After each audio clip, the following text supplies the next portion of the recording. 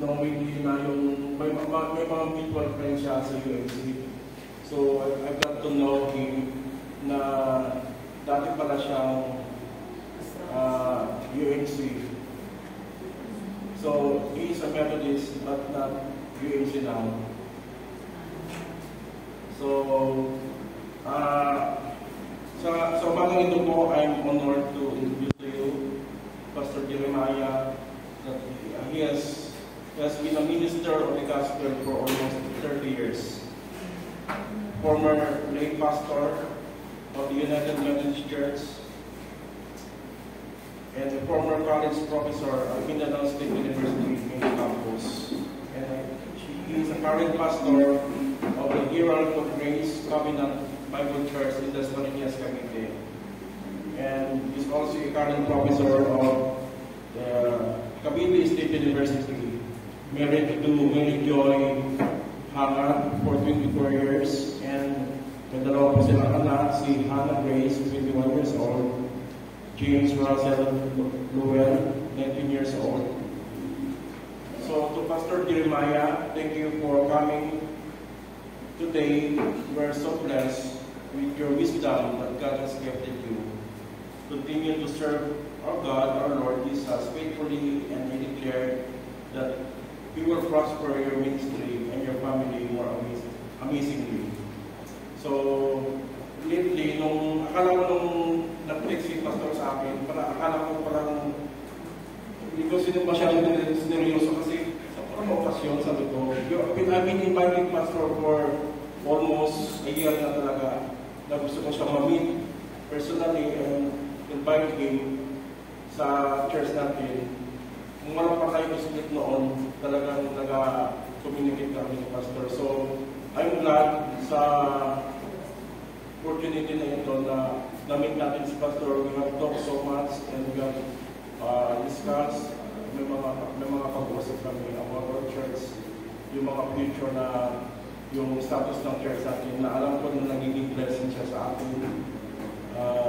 I'm so happy na yung bibigyan niya ng opportunity sa mga ito. So, in behalf of my family, in our chapel, sa umaga ito, I'm honored to introduce to you Reverend Jeremiah Aran.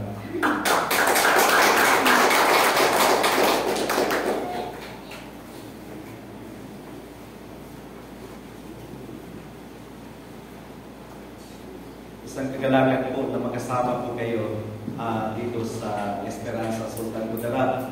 I've been praying for here too, and it's really my delight to meet former United Methodist brethren because we understand where we are coming from. We come from the United Methodist Church, but in God's providence and in God's sovereignty, ay siya rin ang nagbigay ng paraan upang tayo ay makaalis doon. And ang sabi naman po ng salita ng Panginoon, all things work together for good to those who love Him and to those who are called according to His purpose. I was expecting to preach in 100% Cebuano this morning, but then I was informed that the lingua franca of this place is not actually Cebuano. It's a polyglot, it's a mixed place. And I heard Ilocano, I heard Ilonggo, Iligaynon. We went to Takurong yesterday, and the lingua franca there is Iligaynon. So, in order to be comprehensible to everybody, I still am preaching in Tagalog this morning. Akala ko po ay makakawala ako or maka-rest ako sandali sa wikang Tagalog. Kasi tayo po ng mga Bisaya, hindi tayo magkalaro tayo mag-inusapay ng Tagalog. Napakahirap ang napakalisod. Anyway, thank you for the invitation, and may the Lord Jesus Christ be glorified in our midst this morning.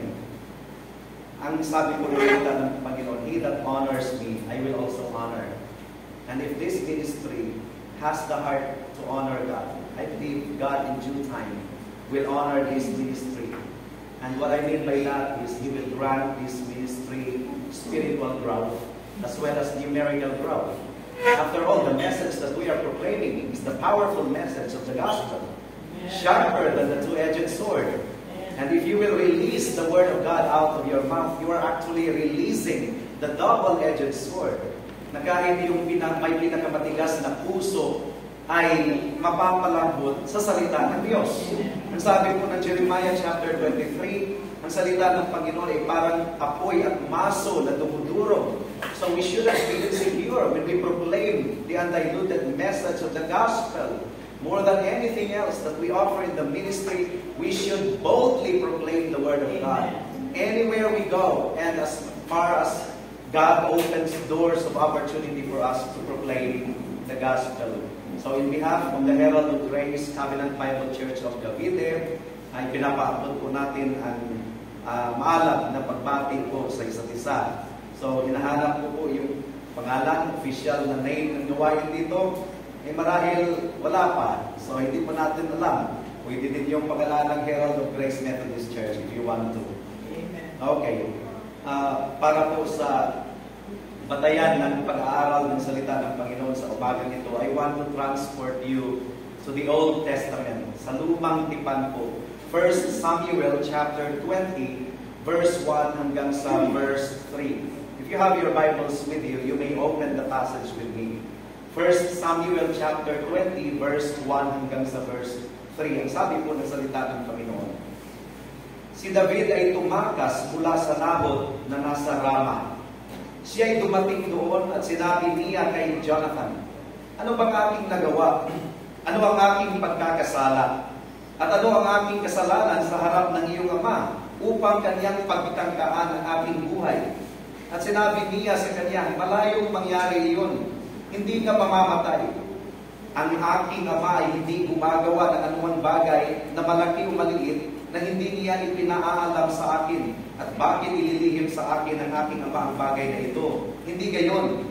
Subalit muli si David, nalalaman ng iyong ama na ako'y nakatagpo ng biyaya sa iyong paningin. At kanyang iniisip, huwag itong ipaalam kay Jonathan. Baka siya ay maghinagpis. Ngunit sa katotohanan, habang buhay ang Panginoon at buhay ka, iisang hakbang ang nasa pagitan ko at sa kamatayan. May the Lord bless the proclamation of His word this morning. Tayo po muna ay manalangin. Hilingin po natin ang tulong po ng ating Panginoon. O buhay at tunay na Diyos, kami po ay lumalapit sa inyong luklukan ng biyaya sa umagang ito. At naniniwala po kami sa bisa at kapangyarihan ng inyong salita. Ang aming tiwala ay hindi po sa galing ng mga ngaral, kundi sa kapangyarihan ng banal na Espiritu. At ito po ang aming hinihiling na kumilos kayo ng makapangyarihan sa puso at isipan ng bawat isa. Mangusap po kayo sa amin. Naway wala pong kahit isa na nandirito na malagpasan ng pagkilos ng inyong biyaya. At kung meron mang nandirito na malabo pang pagkaunawa sa kaligtasan ng kaluluwa, nawa po sa umagang ito ay makasumpong ng tunay na biyaya ng kaligtasan. Ito po ang aming samot dalangin sa pangalan ni Jesus. Amen. Ang background ng passage na binasa po natin sa umagang ito ay nangyari po sa bansang Israel during the last part of the reign of King Saul. And at this point, ang Espiritu po ay lumisan po mula kay Haring Saulo sapagkat palagi po siyang nagrebelde laban sa Diyos. At ang paglisan po ng banal na Espiritu sa kanya ay nagdulot po sa kanya ng depression and paranoid. Naging paranoid dito si Haring Saul. Unsettled po ang kaniyang isipan and dahil dito, ang pagtingin po niya kay David. Bata pa si David at that time. Best friend ng kanyang anak na si Jonathan. Ang pagtingin niya kay David ay banta sa kanyang kaharian. Kaya natatakot siya kay David at namuhi din siya kay David. At sa kanyang tormented mind, mga kapatid, mga kaibigan, meron siyang naisip na iisang solusyon lamang. At ang solusyon lamang ay patayin si David, puksain si David. And over, talagang pinagtangkaan ko niyang patayin si David. Pero, ang kanyang mga attempt ay naunsyami. Napigilan po ng ating Panginoon. For example, 1 Samuel chapter 19, verse 10. Ang sinabi po dito, pinagsikapan ni Saul na tuhugin ng sibak si David sa dingding. Can you imagine that? Ngunit siya'y nakailag sa harap ni Saulo at ang tinamaan ng sibak ay ang dingding. Tumakbo si David at tumakas ng gabing iyon. At hanggang sa huling bahagi ng buhay ni Haring Saulo, nakikita po natin ang buhay ni David na palagi po siyang tumatakas mula sa pagtatangga ni Haring Saulo. Ngayon, sa pagpasok po natin sa chapter 20, kikita po natin ang friendship ni David at saka ni Jonathan, how they are loyal to each other. And nais po ni Jonathan na i-comfort itong si David. Ang sabi po ni Jonathan, sa verse 2, malayong mangyari yun. Hindi ka mamamatay. Ang aking ama ay hindi gumagawa ng anumang bagay na malaki o maliit na hindi niya ipinaalam sa akin. At bakit ililihim sa akin ng aking ama ang bagay na ito? Hindi gayon. Pero si Haring David, hindi pa siya hari at this time. Si David, mga kapatid, hindi po siya nakumbinse.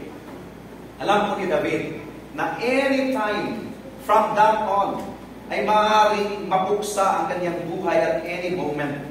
Kaya sinabi po ni David sa verse 3, ngunit sa katotohanan, habang buhay ang Panginoon at buhay ka, iisang hakbang ang nasa pagitan ko at sa kamatayan. Ano po ang description ni David sa kanyang buhay? Malapit lang siya sa kamatayan. Iisang hakbang lang po ang pagitan. Naunawaan po ni David na ang kanyang buhay dito sa mundo ay walang katiyakan. At sa mga funeral services, palagi po natin itong binabanggit. Ang kamatayan ay tiyak na mangyayari po sa atin. Ito po talaga ang ultimate end ng bawat isa sa atin, mga kapatid, mga kaibigan. Ang exception lang po dito ay si Enoch at saka si Elijah. Dahil hindi po sila dumaan sa kamatayang pisikal, dumiretso po silang sumama sa ating Panginoon sa kaluwalhatian. Ngunit ang bawat isa sa atin, buhat pa kay Adan, hanggang sa ating kapanahunan ngayon, at hanggang nandirito pa ang mundo, lahat po ng barangay ay mayroong sementeryo or lahat ng bayan ay mayroong sementeryo. Hindi po nauubusan ng negosyo ang mga punerarya. Hindi po sila hanap buhay, hanap patay po sila. Yun po, mga kapatid, mga kaibigan, hindi po talaga nalutas ang problema ng kamatayan dahil bawat isa sa atin ay mamamatay. Isipin po natin yan, mga kapatid, mga kaibigan. Sabi po ng Ecclesiastes chapter 3, verse 1 and 2. Makinig po tayo sa salita ng Diyos. Ang sabi dito, sa bawat bagay ay may kapanahunan at panahon sa bawat bagay sa silong ng langit. Panahon upang isilang at panahon upang mamatay. Panahon ng pagtatanim at panahon upang bunutin ang itinanim. So meron pong panahon upang isilang at meron pong panahon upang mamatay. Well, ang mga tao, kung maaari lang sana, gusto po natin kumapit sa buhay dito sa mundo. Nagawa po natin. Pero lahat po ng pagsisikap po natin na maiwasan ang kamatayan ay hindi po magtatagumpay sapagkat bawat isa sa atin po ay mamamatay. Kaya sa umagang ito, pagbubulay-bulayan po natin ang sinabi po ni David sa verse 3. Ang sabi po ni David, ngunit sa katotohanan, habang buhay ang Panginoon at buhay ka, iisang hakbang ang nasa pagitan ko at sa kamatayan. Meron pong tatlong bahagi ang sermon sa umagang ito. Una, death is an inevitable step. Ibig sabihin nito, ang kamatayan ay isang hakbang na hindi po natin maiiwasan. Pangalawa, death is an unpredictable step. Ang ibig sabihin nito, kahit tiyak na tiyak tayong mamamatay, bawat isa sa atin, hindi po natin alam kung kailan at kung papaano tayo mamamatay. At pangatlong punto, mga kapatid, mga kaibigan, death is a final step. Ang kamatayan ay ang pinakahuling hakbang. At naway tulungan po tayo ng ating Panginoon sa ating pagpapatuloy sa umagang ito. Nawa din po ay wala pong makakahadlang. Walang mga distraction sa ating pakikinig. Bakit? Si Satanas po ay kumikilos habang ipinapangaral ang salita ng Diyos. Lahat na ng ingay sa paligid ay kanyang ipapadala upang mahadlangan ang pakikinig mo ng salita ng Diyos. Dahil alam po ni Satanas yung sinasabi ng Romans 10:17, that faith comes by hearing and hearing by the Word of God. Kaya as much as possible ay hinahadlangan po talaga ni Satanas ang pakikinig ng pangangaral ng salita ng Diyos. Nawa po ay determinado din po tayo na namnamin ang pangangaral ng salita ng Panginoon sa umagang ito. Dumago na po tayo sa unang punto. Death is an inevitable step. Ano ba itong binigkas ni David? Nung sinabi po niya, iisang hakbang lang ang pagitan niya at ang kamatayan. Binigkas po ni Haring David ang napaka-obvious na katotohanan ng buhay. At ano po ito? Lahat po tayo ay mamamatay. Pero, hindi po tayo nilikha ng Diyos originally upang mamatay. Nilikha ng Panginoon si Adam na meron pong buhay. Nilikha ng Diyos si Adam na merong abundant life. Provide ng Panginoon ang lahat doon po sa Garden of Eden. At ang buhay na iyon ay maluwalhati kasama ang ating Panginoon. Ang tanong dito, bakit nakapasok ang kamatayan dito sa mundo? Well, sinagot po ng malinaw sa banal na kasulatan ng Diyos. Ang kamatayan po ay isang sumpa. Ang kamatayan po ay isang parusa.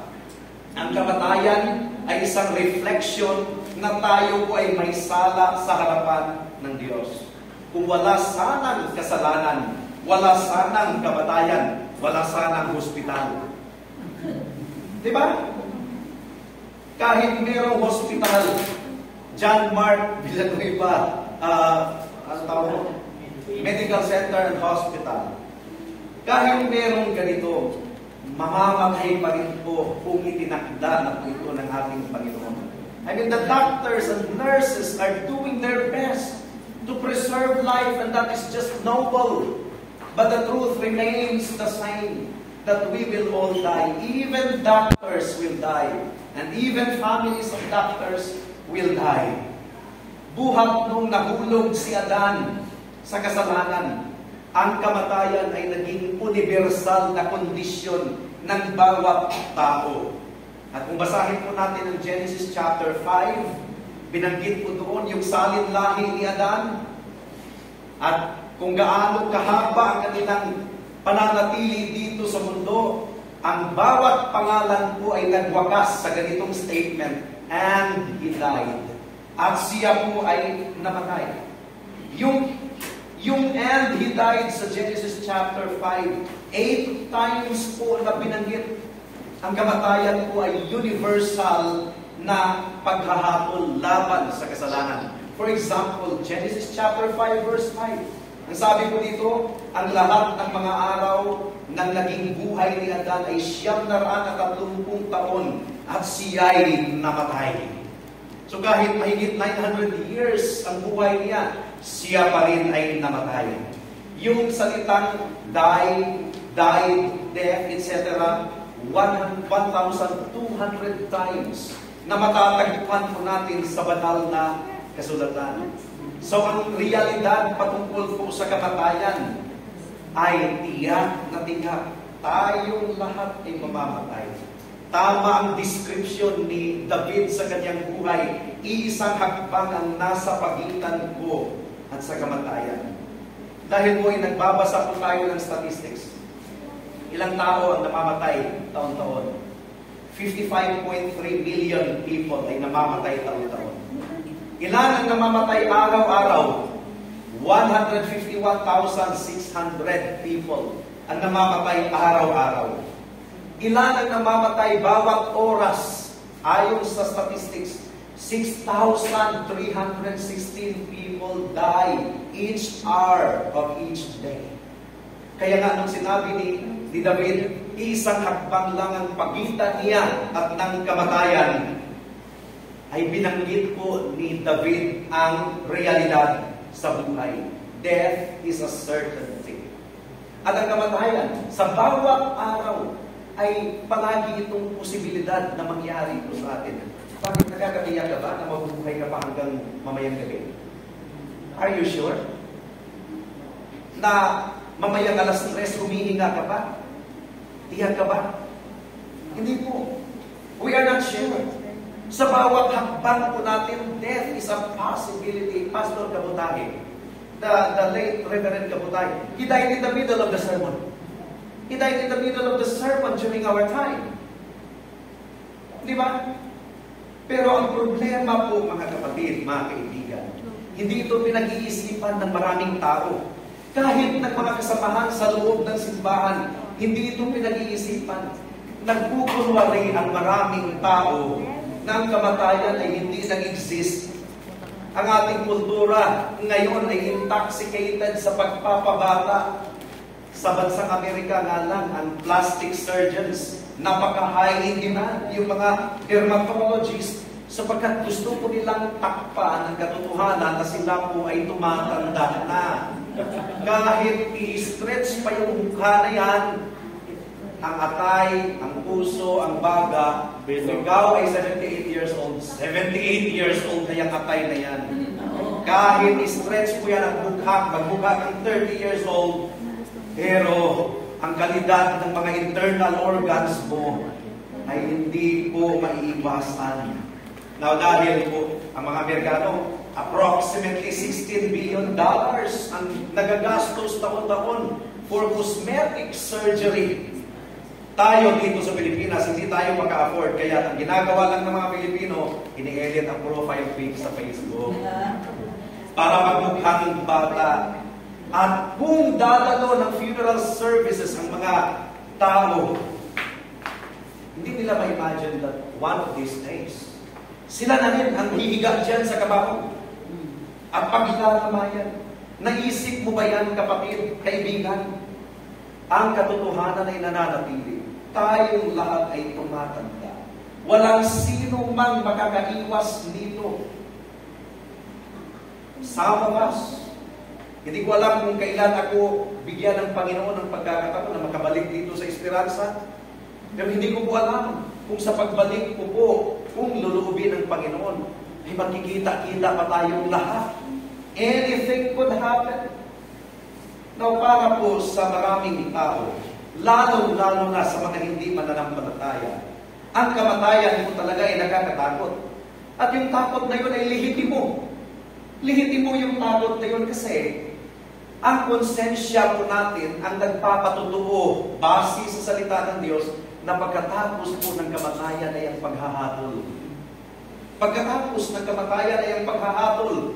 At kung humarap ka ng hindi ka handa sa hukom na kataas-taasan, ano ang sinasabi ng Hebrews chapter 10 verse 31? Isang kakilakilabot na bagay ang mahulog sa mga kamay ng Diyos na buhay. Na para sa mga hindi mananampalataya, hindi nakasumpong ng biyaya ng kaligtasan, ang buhay dito sa mundo ay sayang. Bakit sayang? Siguro nakapagpundar na siya ng maraming ari-arian, naging maigi ang takbo ng kanyang buhay, pero mamamatay siya, at pagkatapos ng lahat, dahil hindi siya nakasumpong ng biyaya ng kaligtasan, saan mapupunta ang kanyang kaluluwa? Sa dagat-dagatang apoy. Sayang ang lahat. Diba sayang ang buhay? Proverbs chapter 11 verse 7, ang sabi dito, kapag ang masamang tao ay namamatay, ang kanyang pag-asa ay mapapahamak at ang inaasam ng masama ay napaparang.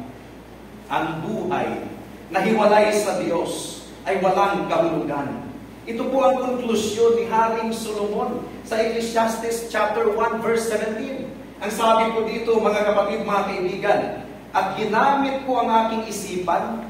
Sometimes kailangan natin gamitin ang ating isipan. Our faith is rational faith. Ang ating pananampalataya ay hindi po fanatic faith. Hindi po superstition. It is based on rational revelation of the Word of God. And so here was King Solomon. Sabi niya, at ginamit ko ang aking isipan upang alamin ang karunungan at alamin ang kaululan at kahangalan. aking nakikita na ito man ay pakikipaghabulan sa hangin. Dugtong pa ni Haring Solomon, Ecclesiastes chapter 2, verse 1 and 2. Kasi sinubukan niya ang lahat eh. Kasabi dito, sinabi ko sa aking sarili, pumarito ka ngayon.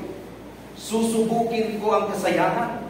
Magpakasarap ka, ngunit ito rin ay walang kabuluhan. Aking sinabi tungkol sa halakha, ito'y kalungkuhan, at sa kasayahan, anong halaga dito? The conclusion is, even though you have everything, but if you don't have assurance of salvation, if you don't have assurance that your sins have been forgiven, cleansed totally by the blood of Jesus Christ, you will never be truly happy and satisfied on earth. Ecclesiastes 2:11, ang sabi ni Solomon, nang magkagayoy, minasdan ko ang lahat ng ginawa ng aking kamay dahil napakayaman na taong ito. Wala sa kalingkingan ang John Mark Villanueva Hospital Medical Clinic sa yaman ni Haring Solomon. Minasdan niya ang lahat. Sabi dito, nang magkagayoy, minasdan ko ang lahat na ginawa ng aking mga kamay. At ang pagpapagal na aking ginugol sa paggawa dito. At muli, lahat ay walang kabuluhan. At pakikipaghabulan sa hangin. At walang mapapakinabang sa ilalim ng araw. Eh talagang walang kabuluhan. Kung hindi mo nasumpungan ang biyaya ng kaligtasan, na ibinibigay ng Panginoon ng libre sa sino mang nagsisisi sa kanilang kasalanan at nananampalataya kay Kristo lamang. Kaya para sa isang hindi mananampalataya, lahat ng kanyang plano, lahat ng kanyang paghahanda ay hindi mo matutupad. At kung natupad man ang kanyang mga binabalak sa buhay, pagkatapos po ng buhay niya dito sa mundo, wala po siyang madadala kahit ano sa libingan. Lahat ay iniwan po niya para sa iba at hindi niya alam kung ilulustay yun ng mga napag-iwanan po niya. Luke chapter 12 verse 19 to 20. Here was this rich young man, successful, pero ang tawag po ng Panginoon sa kanya, hangal. Hangal. Kasi nga, nagtagumpay na siya sa buhay. At ang sabi niya sa kanyang sarili, ang computation niya sa kanyang buhay was in terms of years. Eh, hindi natin alam kung buhay pa ba tayo mamayang alas 12. Hindi natin alam kung buhay pa ba tayo mamayang alas 3. We do not know. Anything could happen. Pero ang sabi po ng taong ito, ang sasabihin ko sa aking kaluluwa, kaluluwa, marami ka ng pag-aaring nakaimbak para sa maraming taon. Magpahinga ka. Kumain ka, uminom ka, magsaya ka. Subalit sinabi sa kanya ng Diyos, hangal. Sa gabing ito ay kukunin ang iyong kaluluwa at kanito kaya mapupunta ang mga bagay na inihanda mo. Now, the question of Jesus Christ is also His question to your life this morning. Ito din ang question ng Panginoon sa bawat isa sa atin. Pero sa isang tunay na mananampalataya, ang kamatayan ay wala na pong kapangyarihan. Yes, nakakatakot mamatay. Hindi natin alam kung sa paano paraan tayo kukunin ng Panginoon. Pero kung ikaw ay tunay na kay Kristo, alam mo, na pagkatapos po ng buhay dito sa mundo, makikita natin ang ating Panginoon face to face. At i-welcome niya ang lahat ng mga nasa kanya. Gaya ng isang Methodist hymn writer na si Fanny Jane Crosby. Sinabi po niya, someday the silver cord will break. Ang ibig sabihin, matibok ako someday. And I no more as now shall sing, but oh, the joy when I shall wake within the palace of the King. And I shall see Him face to face and tell the story saved by grace. Hindi po ibig sabihin na hindi na tayo takot mamatay, na inaanyayahan na natin ang kamatayan sa ating buhay. Kasi sa ating teksto, nabahala si David. Baka ay mamamatay siya anytime at magtagumpay si Saulo. On the other hand, kung tayo ay tatawagin mo ng ating Panginoon, I'm talking to true believers in the Lord Jesus Christ. Kung tayo ay haharap na sa kamatayan, haharapin natin ito na walang takot sa paghahatol ng Diyos. Bakit? lahat ng puot at galit ng Diyos, lahat ng paghahatol ng Diyos, sinalo ni Kristo doon sa cross ng Kalbaryo, alang-alang sa mga makasalanan na tulad mo at tulad ko. Sinalo ni Kristo ang lahat ng puot at galit ng Diyos. Sa Kanya napunta ang lahat. Kaya, bago siya namatay, sumigaw siya, my God, why have you forsaken me? At ang sagot po, dahil pinasan po ni Kristo ang kasalanan ng mga tao at ang puot at galit ng Diyos ay naghalap laban sa kanyang anak. Tinalikuran niya ang kanyang anak upang masiyahan ang justisya na hinihingi ng Diyos para sa kasalanan ng mga tao.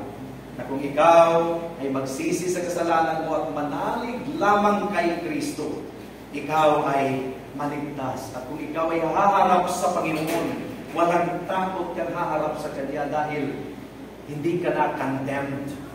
Ang lahat ng paghahatol ay napunta na sa ating Panginoong Hesus. At bilang patunay na tinanggap ng Diyos ng Kanyang alay, handog pagkasalanan, siya ay nabuhay muli mula sa mga patay. It is finished. Transaction of redemption is already complete. So yun po ang unang punto. Ang kamatayan po ay isang hakbang na hindi po natin matatakasan. Pero pangalawa, ang kamatayan, bagamat isang tiyak na hakbang ito na ating tatahakin, hindi po tayo tiyak kung kailan ito mangyayari at kung sa papaanong paraan. Hindi natin alam.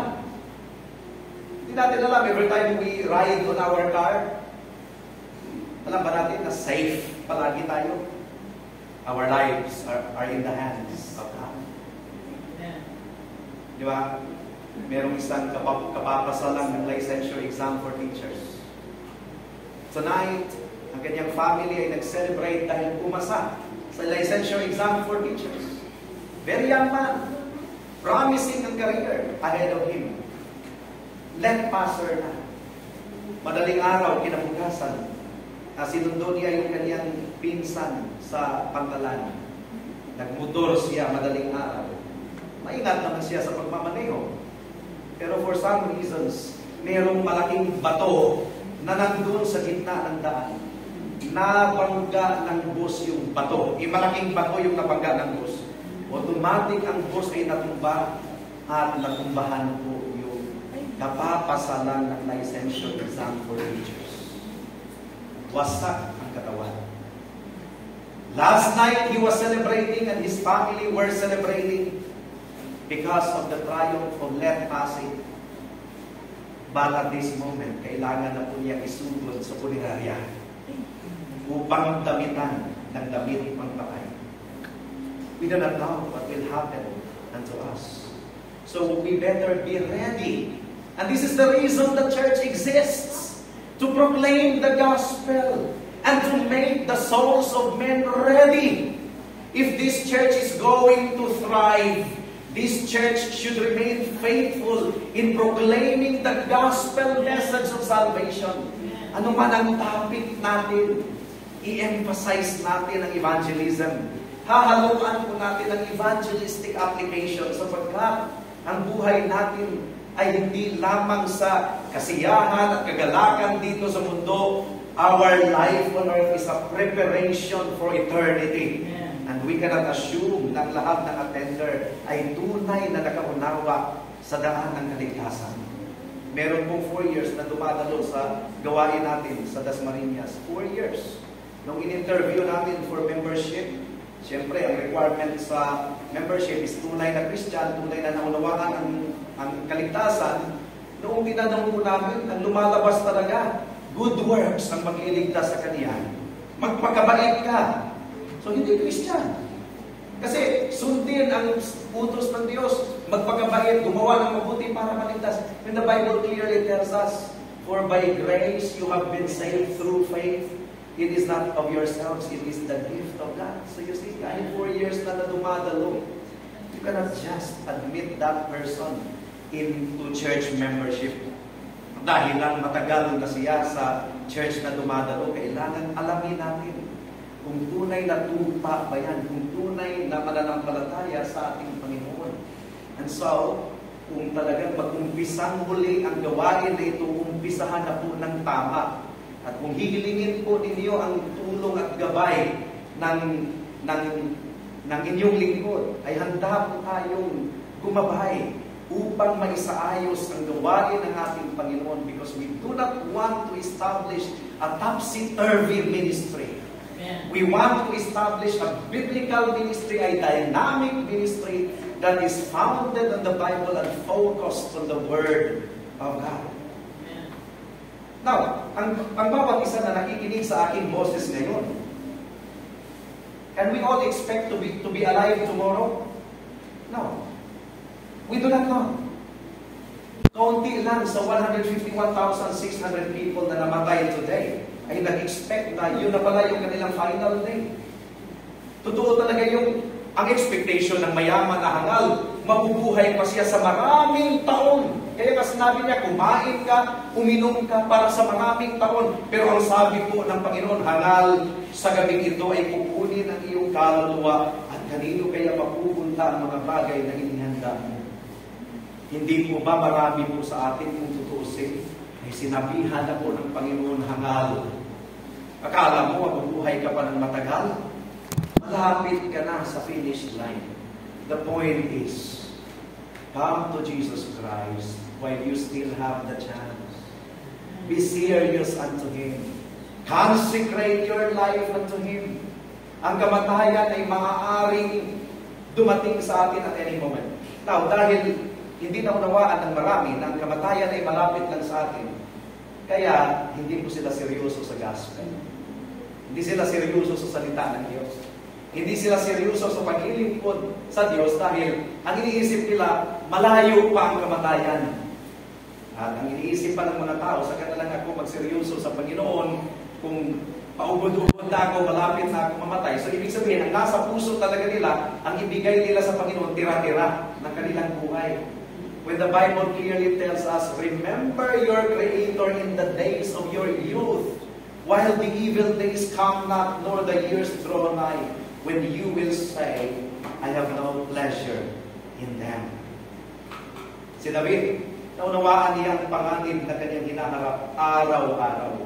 Pero sa totoo lang, hindi naman safe si David kahit nung nagbabantay pa siya ng tupa. Di ba? Yung kanyang kalaban din ay yung mga oso at mga leon at mga tigre. So, hindi rin. Kahit saan tayo, hindi talaga natin masasabi na safe tayo. Because death could come at any moment. Gaya ng isang leon na hinahabol yung kanyang prey, ang kamatayan ay ganun. Now, every time na tayo ay magkakasakit, hinahabol kasi tayo ng kamatayan. Nagpapagamot tayo sa John Mark Villanueva Medical Clinic and Hospital. Ang pagpapagamot natin sa hospital, paraan natin yan na takasan natin ang kamatayan ng mahabol sa atin. At sa maraming pagkakataon, tayo po ay nakatakas. Sa biyaya ng Panginoon, di ba? Sa maraming pagkakataon, tayo po ay nakatakas. Makakatakas pa tayo forever. Kahit doktor ay mamamatay. Kahit pamilya ng doktor ay mamamatay. Makakatakas tayo ngayon, but not forever. As it is appointed for man to die once, and after that, to face judgment. Kaya huwag po natin ipagmayabang ang bukas. Ang sabi po ng Psalm 27, Proverbs 27 verse 1, huwag mong ipagmayabang ang kinabukasan sapagkat hindi mo alam kung ano ang dadalhin ng isang araw. Sa totoo lang pa, ang buhay natin ay parang sinulid yung kinakapitan natin na anytime ay maaaring maputol yan kahit modern na ang hospital facilities. Modern na ang advances ng medical technology. And yet, ang percentage po ng kamatayan para sa bawat isa sa atin is 100%. The percentage of death remains 100%. Pangatlo at panghuling punto. Ang kamatayan po ang pinaka-final step na ating patahagin. It is always present. A very present danger. Kaya dapat po natin itong paghulay-hulayan, dapat po natin itong pagplanuhan, dapat po natin isa-puso at isa-isip po natin ito araw-araw. Dahil pagkatapos po ng kamatayan, hindi ka na po makakabalik para i-correct mo ang mga pagkakamali mo. Wala nang chance, wala nang pagsisisi sa kabilang buhay. Kung saan ka natumba, kung natumba ka ang puno, kung saan natumba ang puno, hindi na yan babangon muli para matumba sa kabila. Kung saan po natumba ang puno, doon po siya mabubulok, doon siya malalanta. Kung ikaw ay namatay, natumba sa kasalanan, walang Kristo at walang tagapagligtas sa buhay mo. Hindi ka na babangon panguli at babaling ka sa Panginoong Hesus, hindi na. Now is your last chance.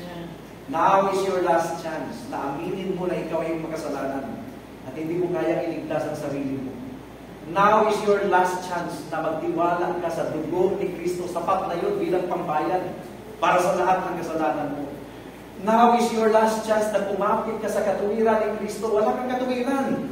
Ang katuwiran mo ay maruming basahan sa harap ng Diyos. Isaiah 64 verse 6, maruming basahan sa harap ng Diyos. Ang ating katuwiran. Kailangan po natin ang katuwiran ni Kristo na idadamit sa atin. Yun ang ating ihaharap sa Diyos. At ang katuwiran ni Kristo ay idadamit niya sa iyo kung ikaw ay magtiwala sa Kanya bilang aming Diyos at tagapagligtas mo lamang. Irreversible na ang judgment after death, as it is appointed for man to die once, and after that to face judgment. Yung mayaman, siyempre mayaman siya. He had everything. In contrast kay Lazaro, no? Na pulubi, halos walang makain. Pareho silang namatay. So, ibig sabihin, mayaman o mahirap, hindi makakatakas sa kamatayan. The difference is si Lazaro napunta sa langit. Ang mayaman, ito ang nangyari. At sa Hades, now, ang Hades at impyerno, in this context, ay synonym lang. At mula sa impyerno na kanyang pinagdurusahan ay tumingala siya at nakita sa matayo si Abraham at si Lazaro sa kanyang kandungan. Siya ay sumigaw at sinabi, Amang Abraham, maawa ka sa akin at subuin mo si Lazaro upang itubog niya sa tubig ang dulo ng kanyang daliri at palamigin ang aking dila sapagkat naghihirap ako sa apoy na ito.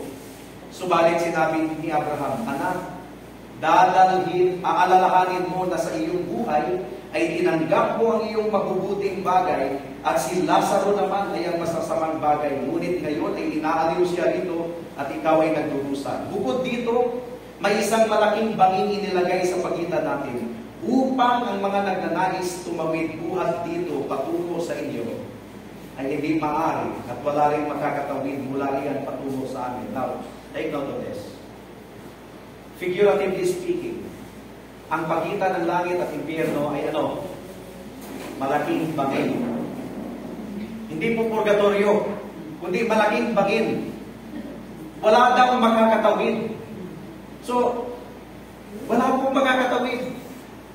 Hindi yung tipong galing ka sa purgatorio, tatawid ka sa langit. Wala nga pong nasa gitna kasi malaking bangin, sabi ng ating Panginoon.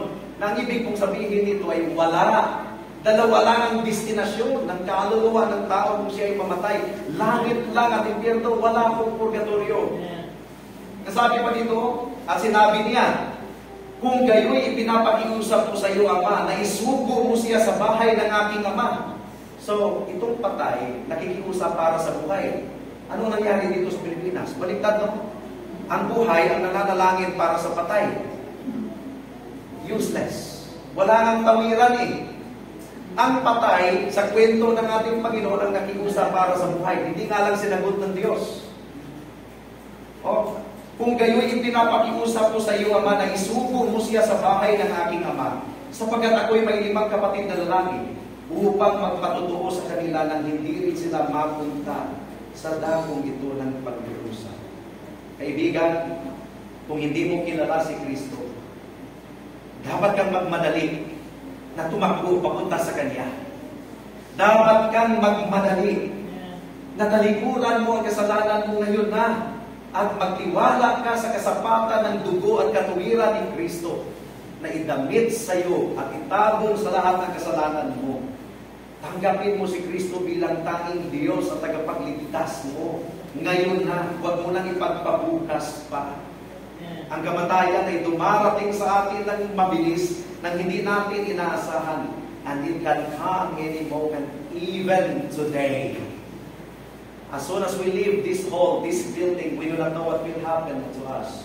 But what we know is that if you are a true believer in the Lord Jesus Christ, death no longer has any power over us. Amen. Ang sabi po ng 1 Corinthians chapter 15, verse 56 hanggang sa 57, ang tibo ng kamatayan ay ang kasalanan, at ang kapangyarihan ng kasalanan ay ang kautusan. Subalit salamat sa Diyos na nagbigay sa atin ng pagtatagumpay sa pamamagitan ng ating Panginoong Jesucristo.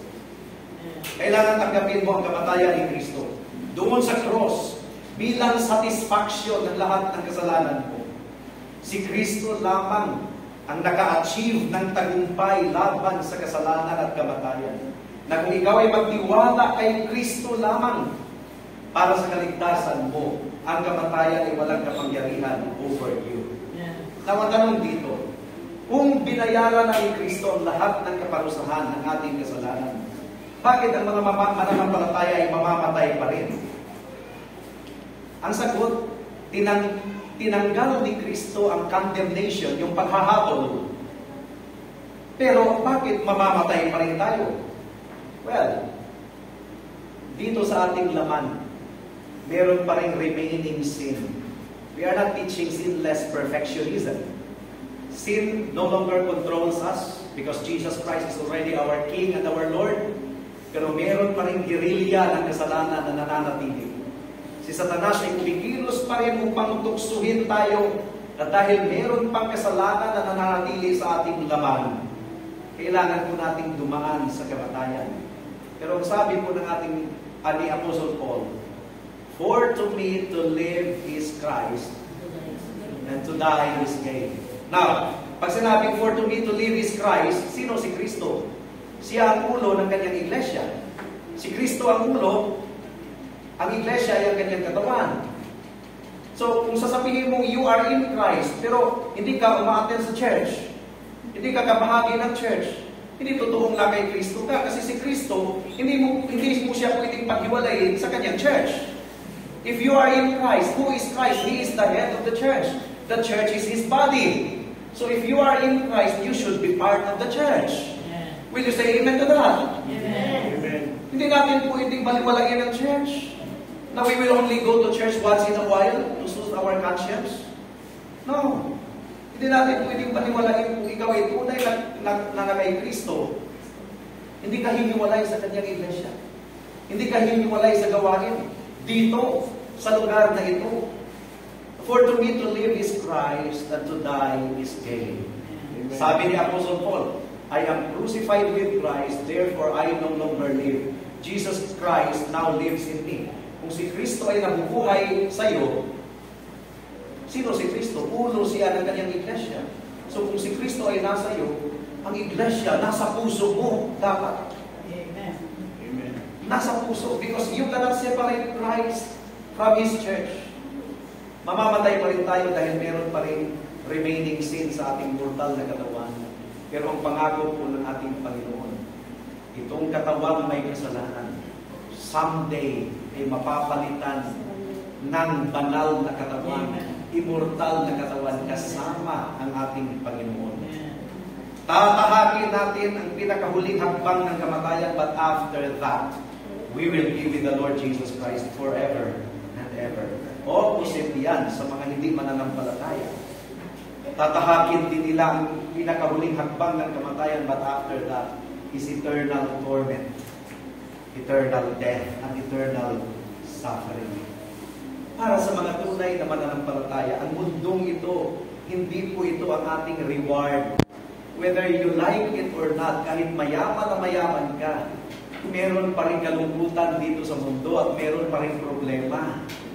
Totoo hindi? Dahil sa kalagitnaan ng kasiyahan, may sorrow sa puso. Sabi ng Book of Proverbs, nagbakasyon sila sa Tagaytay at sa Baguio. Enjoy na enjoy sila sa tanawin. Meron pa rin halong burden. Toll fee pa lang papuntang Baguio. Magkano nang ginastos ninyo? Napakamahal. Burden na. Pagod sa katawan.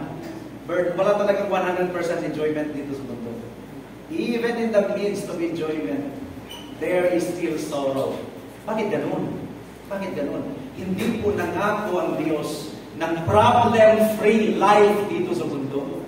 Ang ipinangako po ng Diyos ay buhay na walang hanggan. Pagkatapos ng lahat ng paghihirap dito sa mundo, buhay na walang hanggan ang naghihintay sa atin. Hindi po nangako ang Panginoon ng paradise life, kind of life dito sa mundo. Kasi kung paradise ang buhay natin dito sa mundo, hindi na natin nanaisin ang pagbalik ng ating Panginoon. Hindi na natin nanaisin na makasama natin siya kasi perfect na ang buhay natin dito sa mundo. No! As long as we are in this world, there remains dissatisfaction, element of sorrow, element of grief, mingled with comfort that we have the hope of eternal life. God has not promised a totally burdenless life. Ang sabi ng ating Panginoon, "Come unto me, all of you who are weak and are heavy laden, and I will give you rest." Na I will give you rest. So wala na. No. Ipagpatuloy niyo sa pagbasa. Ang sabi ng ating Panginoon, dugtong doon, "Take my yoke upon me." Na meron pa rin palang pamatok, yogo, na kailangan nating pasanin. Ang sabi dito, "For my burden is easy." May burden pa rin pala. "For my yoke is easy and my burden is light." Meron pa rin palang burden. The Christian life is really mingled with sorrow and joy. But the distinguishing mark of true believers in the Lord is hope. Meron po tayong pag-asa that one of these days, makikita na natin ang ating Panginoon ng lukhaan. Kakantahin natin mamaya sa closing hymn. And when I think that God, His Son, not sparing. Ayaw naman sana ang dapat mamatay at parusahan eh. Hindi naman obligado ang Diyos na iligtas tayo. Actually, mga rebelde tayo. Hindi obligado ang Diyos. Kung hinayaan tayo ng Panginoon sa ating kasalanan at magdusa sa impyerno, hindi obligado ang Diyos. God pa rin siya, perfect pa rin siya. Pero dahil sa kaniyang kagandahang loob, dahil sa kaniyang pag-ibig, awa, habag, dahil sa kaniyang biyaya, isinugo niya ang kaniyang anak upang magdusa doon sa cross, upang tumanggap ng lahat ng buot at galit ng Diyos, upang ipadalak niya ang kanyang dugo. Dahil sabi po ng Biblia, ang kabayaran ng kasalanan ay kamatayan, at kung walang pagdanak ng dugo ay walang kapatawaran sa kasalanan. Ginawa ni Kristo yung lahat. Ipinadalak niya ang kanyang dugo, at bago po siya namatay, sumigaw siya, "It is finished." Natapos na. So kung natapos na, wala ka ng contribution noon. Hindi ka na magdaragdag pa noon. Dagdagan mo ng good works mo para ikaw maligtas. Perfect na ang good works ni Christ. Perfect na ang righteousness. All that you have to do is to repent of your sin and trust in the Lord Jesus Christ. Ang good works mo ay bunga lang yan ng kaligtasan. Amen. Dahil ang lahat ng nakay Kristo ay may bagong puso. Now, as we sing our closing hymn, ang sabi dito, "And when I think that God, His Son, not sparing," hindi niya pinagkait ang kanyang anak, "sent Him to die, I scarce can take it in." Hindi daw niya maunawaan kung sino ang composer nito. Hindi niya maarong ang biyaya ng Diyos, ang lawak at lalim ng biyaya ng Diyos. "That on the cross, my burden gladly bearing." Kasi burden naman talaga natin yun. Pero nailipat sa balikat ni Kristo. "He bled and died to take away my sin." At ang pinakahuling stanza, "When Christ shall come with shout of acclamation." Ito yung pag-asa natin. Pero kung ikaw ay wala kay Kristo, pagbalik ng Panginoon, takot mamamayani sa puso mo. Gusto mo magtago. Pero kung ikaw ay na kay Kristo, "When Christ shall come with shout of acclamation and take me home, what joy shall fill my heart. Then I shall bow in humble adoration and then proclaim, my God, how great thou art." Ikaw ba ay nabigatan sa kasalanan mo? Dapat lang. Kung ikaw ay mamroblema sa kasalanan mo, pagkilos siya ng biyaya ng Diyos. Kasi ang hindi kinilusan ng biyaya ng Diyos, hindi siya mamroblema sa kanyang kasalanan. Diba, kinaumagahan, ilang kriminal ang nanuya kay Jesus doon sa cross. Ilang kriminal ang gapugal-pugal kay Kristo dito sa cross. Ha? Ilang kriminal ang kasama na pinago ni Kristo doon sa cross? Ilang sa kanila ang nagbugal-bugal, naguya kay Jesus? You are not reading your Bible. Kinaumagahan, silang dalawa ang nangutya kay Jesus. So, kung talagang hindi pabaguhin ng Panginoon ang puso ng tao, kahit nasa bingit na siya ng kamatayan, mananatili siyang matigas at mapangutya. Kung hindi kumilos ang biyaya ng Panginoon, kinabukasan in the morning, silang dalawa pinagtawanan nila si Kristo. Pagsapit ng hapon, habang ang isa ay nagpapatuloy sa katigasan ng kanyang puso, inabot ng Diyos yung isang kriminal. At sinabi ng kriminal na kinalambot ng Panginoon ang puso, hindi ka pa ba natatakot sa Diyos? Ibig sabihin, kanilang umaga, wala pa siyang takot sa Diyos. Hindi ka pa ba natatakot sa Diyos? Ang unang pagkilos ng biyaya ng Diyos is malagyan ng takot ang ating puso. Di ba sa Amazing Grace? It was grace that taught my heart to fear, and grace my fears relieved. Hindi ka ba takot sa Diyos? Ipinako tayo dito dahil magkasalanan tayo. Kaninang umaga, hindi pa niya nakita ang kanyang kasalanan, pero ngayon nakita na niya. Pero ang taong ito ay walang kasalanan. And then sabi niya, Panginoon, tinawag na niya si Kristo na Panginoon. Alalahanin mo ako kung andun ka na sa iyong kaharian. Anong sagot ni Kristo? Teka, di ba kriminal ka? Bumaba ka muna sa krus at tumalo ka sa religion na ito or magpakabait ka bago kita iligtas. No, hindi yan ang sinagot ng Diyos. Ang sinagot po ng ating Panginoon, ngayon mismo, dadalhin kita sa aking paraiso. You will be with me in paradise. Bakit? Kahit gaano kabigat ng kasalanan ng kriminal na yun, kahit gaano kaitim ng kanyang kasalanan, dahil siya ay tumawag kay Kristo at nagtiwala kay Kristo, binura ang kanyang kasalanan, hinugasan sa banal na dugo ni Kristo, dinamitan siya ng katuwiran ni Kristo. At kaibigan, ang nangyari ng kriminal na yun ay mangyayari din sa iyo. Kung ikaw ay magpakumbaba, tumawag kay Kristo para sa kaligtasan mo. And the good news is this: ang sino man lumapit sa akin, sabi ng Panginoon, kailanman hindi ko itatapoy. Amen. Naway, bawat isa sa atin ay pariho po ang testimony. My sin, oh the bliss of the glorious thought. My sin, not in part but the whole, is nailed to the cross, and I bear it no more. Praise the Lord, oh my soul. Amen. Lumapit ka kay Kristo ngayon, kaibigan, baka bukas ay huli ng lahat. Para sa mga tunay na kay Kristo, para sa mga tunay na Christians, huwag tayong tumigil na mag-evangelize. At sana ang gawain dito sa Esperanza ay mapangalagaan ng tunay na pastor. Now, I'm taking this opportunity upang ipaalam sa congregation kung ano ang katangian ng isang tunay na pastor na qualification sa Biblia. 1 Timothy chapter 3, verse 1 hanggang sa 7. Ano ang katangian ng tunay na pastor? And this is what you should look for sa isang manggagawa. 1 Timothy chapter 3, verse 1 hanggang sa verse 7. Ang sabi ko dito, gusto ba niyo malaman kung ano ang katangian ng tunay na pastor? Ay, okay yung basta-basta kumuha ng pastor. And we can help you in that process.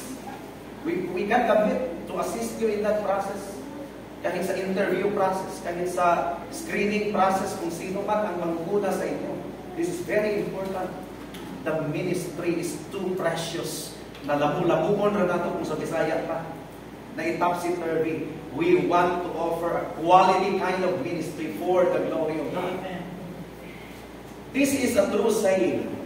If a man is eager to be a pastor or a bishop or an elder, synonymous lang yan, he desires an excellent work. A church pastor must be without fault. He must have only one wife. Above reproach yan. Ibig sabihin, hindi pangit ang kanyang reputasyon sa labas. Hindi siya palaaway. Be sober. Hindi mainitin ang ulo. Self-controlled. Self-controlled. And orderly.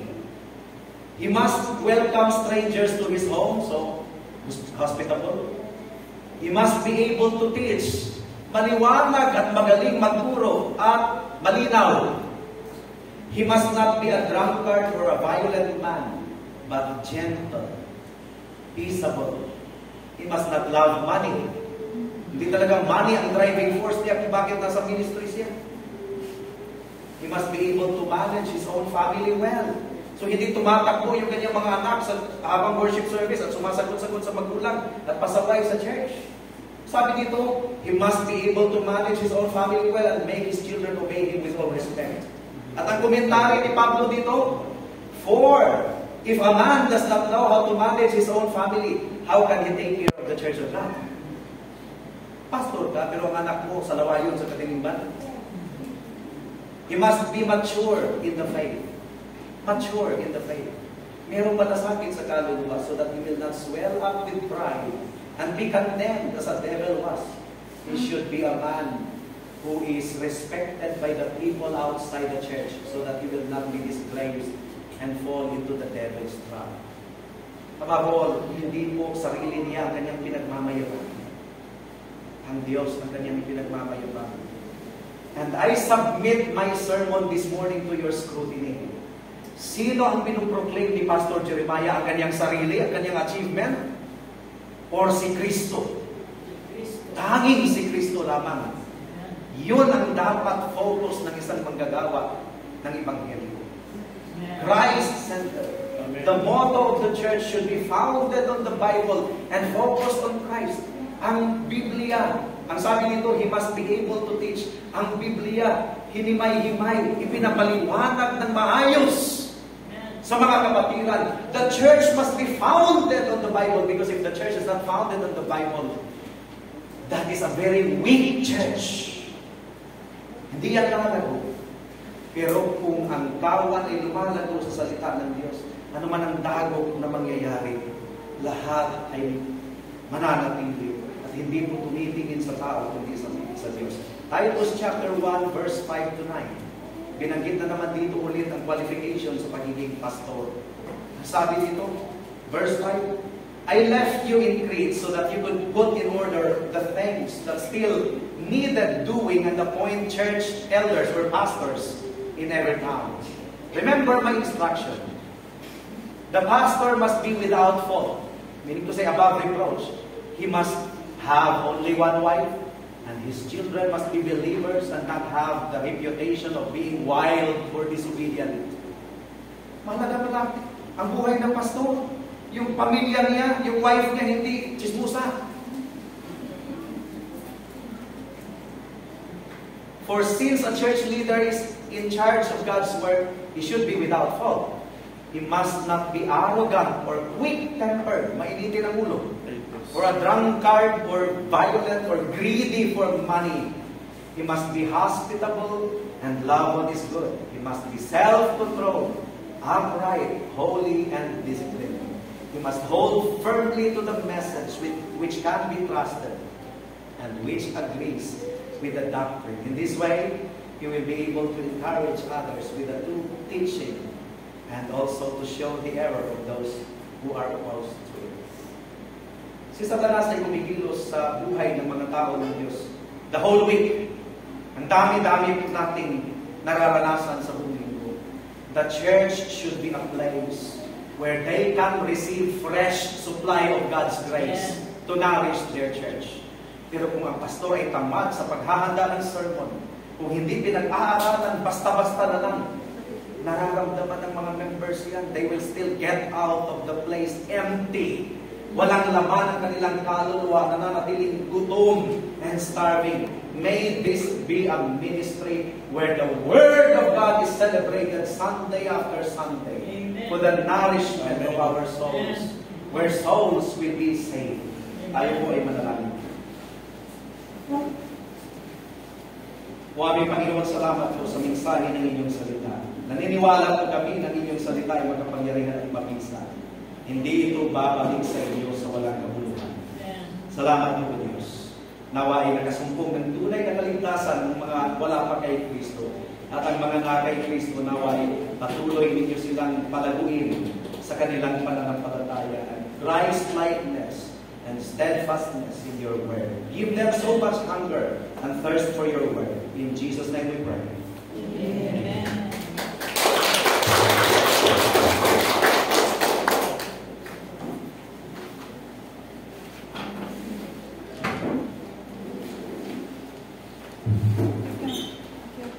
Thank you, Pastor, for the very inspiring message.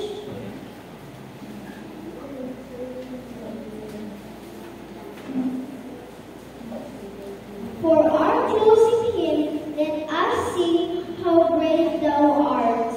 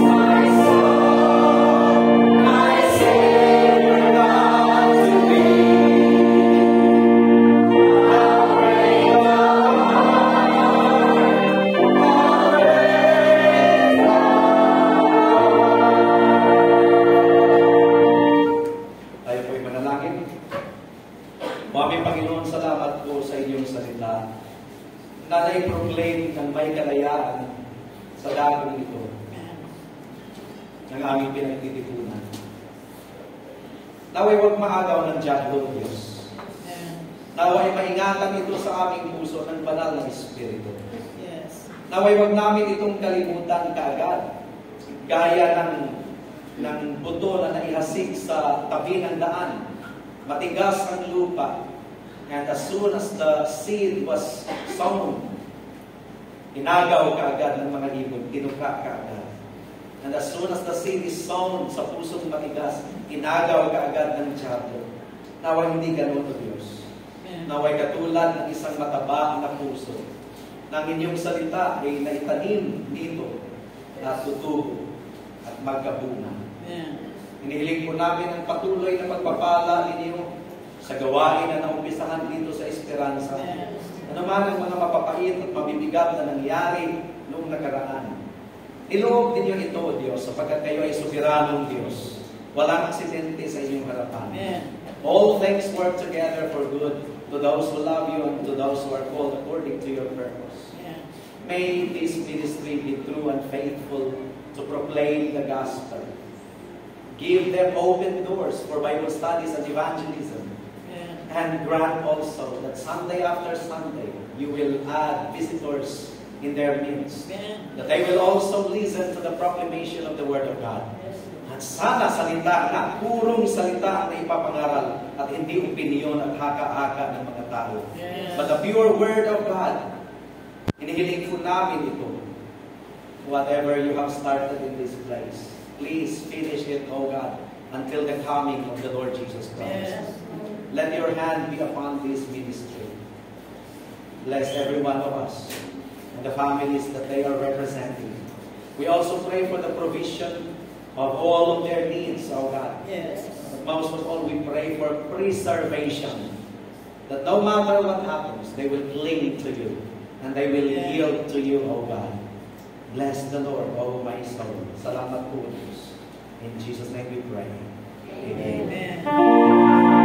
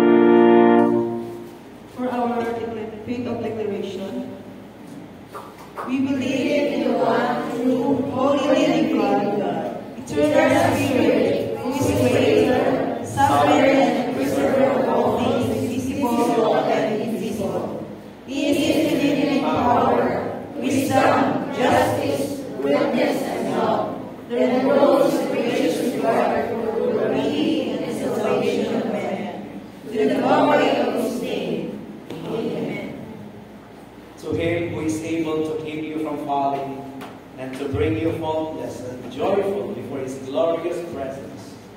To the only God, our Savior, through Jesus Christ our Lord, be glory, majesty, and authority from all ages past, and now and forever and ever.